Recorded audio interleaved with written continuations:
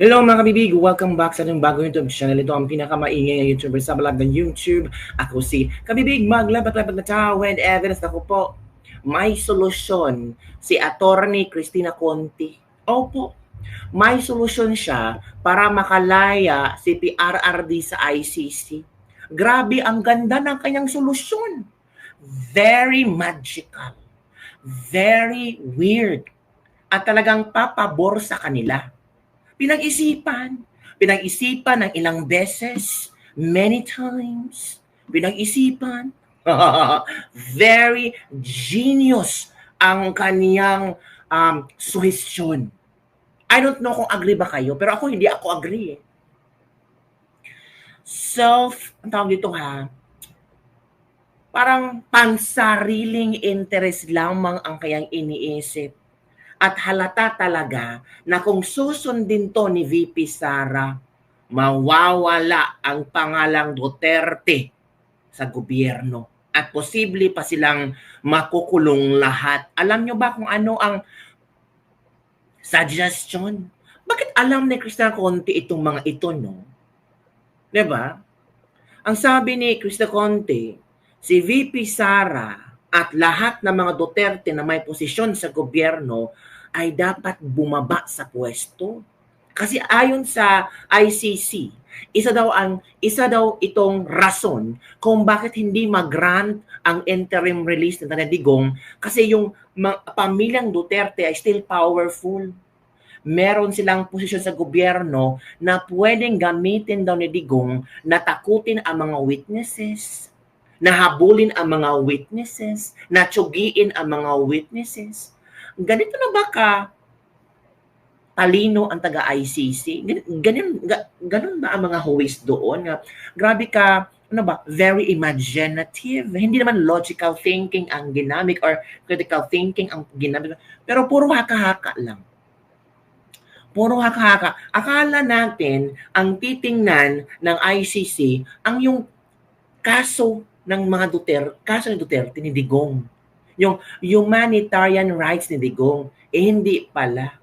So it means takot kayo sa mga Duterte. Pati ICC takot sa Duterte. O eto ha, ito kasi ang chika ni sino ba yun? Ni Conti. Naniniwala po tayo na kailangan ding panagutin si VP Sara Duterte. Dapat nga na-impeach naman siya. Yes po, pwede ang Sara Duterte. Hindi yan, iba yan. Sara Duterte, hindi yan totoo. Hindi yan sinabi ni Conti pala. Sara Duterte resign. Hindi yan. Wait for hour, hanapin ko ha. Yung sinabi ni Conti. Kalerke. Saan ba galing yung pag-iisip ni Conti?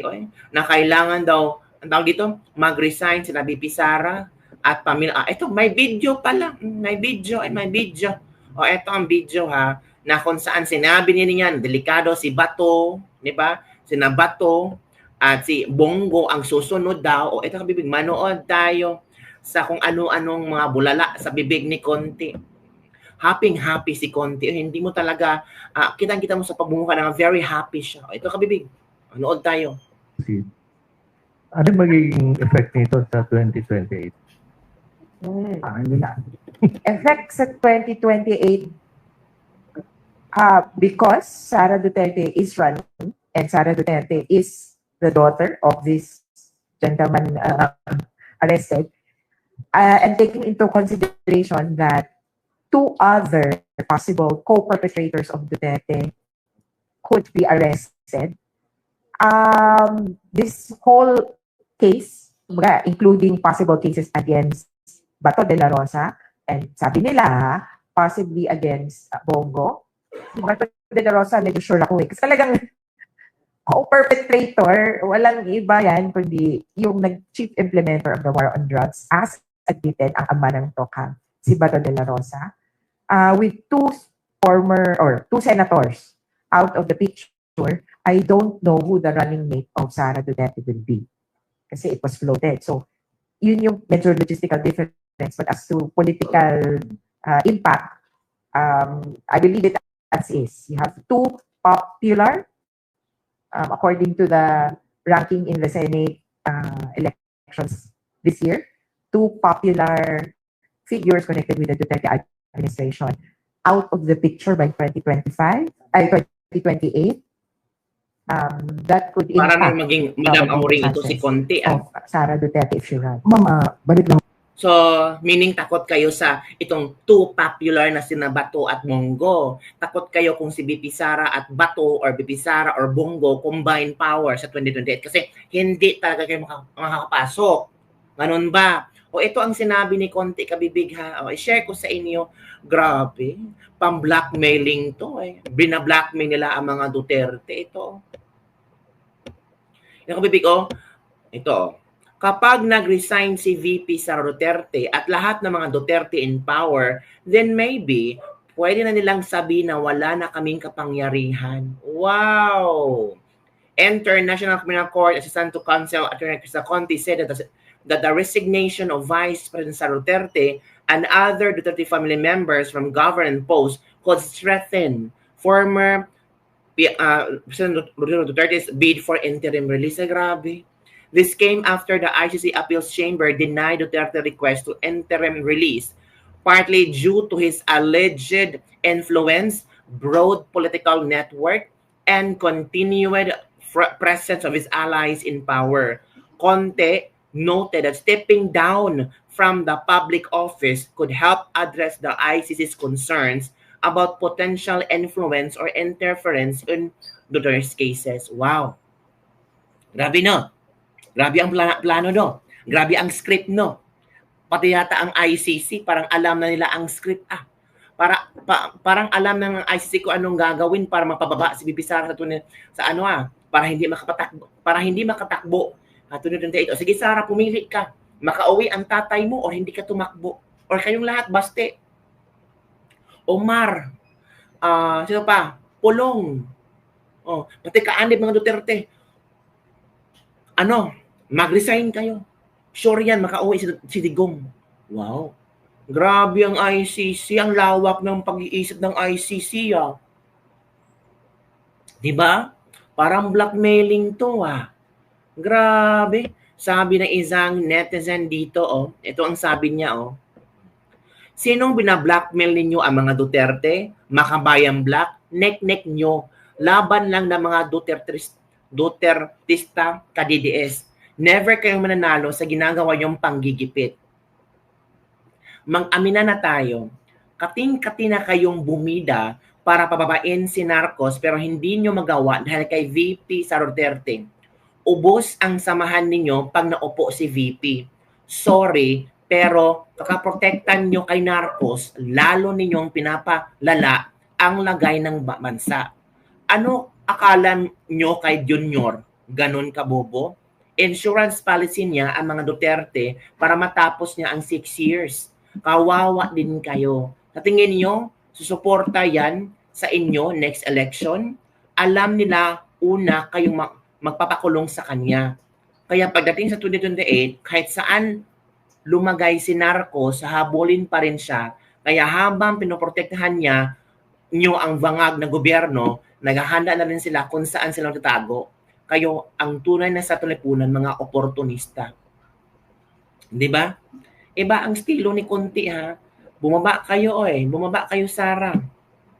Si BP Sara unbothered at never nakipag-negotiate sa mga kalaban. Malinaw ang ginagawa ng Makabayan Black at NPA. Nag-declare sila ng giyera mula confidential funds issue hanggang sa papadala kay Tita Digong sa The Hague. At alam nila lahat na mag-i-extinct sila by 2028. Gusto nilang pahinain ang suporta sa mga Duterte. Ayaw nga niya ibuli daw ang kaanak ng mga biktima daw ng war on drugs. Tuloy ang laban pa din kahit denied ang interim release. Akala siguro nila mag-shift ang support sa Yellow Pinks at CCP na NPA, NDF kung di mag-deny interim release. Alam nyo kabibig, the more marami naaawa kay Pangulong Duterte. The more nasabihin nilang, alang matanda na, parang wala silang kapatid na matanda or lolo na matanda, di ba?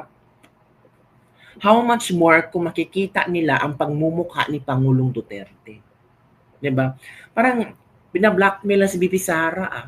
Sige Sara, bumaba ka. Bumaba ka Sara. Sure ako na ang yung ICC pagbigyan kayo. Basta bumaba kayo. Power grabbing in your dreams. She was voted by 32 million. Ayan, ano yan, blackmailing or hostage taking in The Hague. Are you an attorney out mo, madam? Political statement coming from the lawyer. No way, manigas ka. VP Sara will be the next president. Modern day hostage taking. Ay, ano ba ito? The ill advice from a bad lawyer. Their biggest fear is VP Sara will be the president.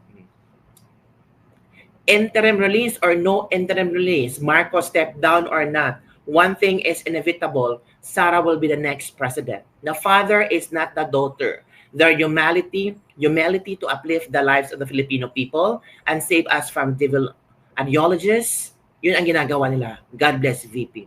It's just like her saying that the real motives or motivations behind ICC proceedings and its operation is clearly less about justice and more about pursuit of power and influence. Got it. Alam na namin yan. O, yan kabibigan. O, ang mga tao na nakaano, nilaglag ni Conti ang ICC. Di ba? Laglag talaga Conti. Oy, paano yung Conti? Laglag ka. Nilaglag mo ang ICC. Nilaglag mo ang script ni Marcos. Di ba? Si Duterte, alam mo, nilagay ni Marcos yan sa ICC, posible. Yan ay, tama, yan ang insurance ni Marcos. Na hindi talaga makakagalaw si BP Sara, na matatakot talaga si BP Sara dahil kung ano ang mangyari sa kanyang ama. Ang problema ngayon ni Marcos, kung doon matsugi si PRRD, hindi. Kung sino man ang politikong tatakbo under the Marcos administration, hindi talaga makakapasok. Ang chika-chika, si Bam Aquino Luxury sa Hontiveros, ang tandem na talagang, ang tawag dito, tatalo kay VP Sara kung sino man ang kanyang katandem. Yun na ang mga sabi sa amin ng mga kakamping ba na we want Bam Aquino and Luisa Hontiveros. Do you think Bam Aquino will run? I don't think so. Kasi he already secured the spot for senator. So kailangan i-enjoy pa niya. Magpondo pa yan na maraming kaipalan, marami pang gagawin pa niya para maraming mauuto sa kanya, maniwala sa kanya. Ganon talaga ang plano, hindi yan tatakbo. Si Risa, posibleng tatakbong vice-presidente or presidente kung wala talagang panglaban kay VP Sara. Ano ang gagawin ni Risa? Dive na lang. Dive na lang ko. I-dive ko na lang to, bahala na kung anong mangyari. Di ba? Yun lang ang bibig ang ating libag-libag for today. Grabe, no? VP Sara, bumaka sa pwesto para makalayas PRRD. Blackmailing ba to? Wow. Or, ewan ko bibig. Nakakahiya.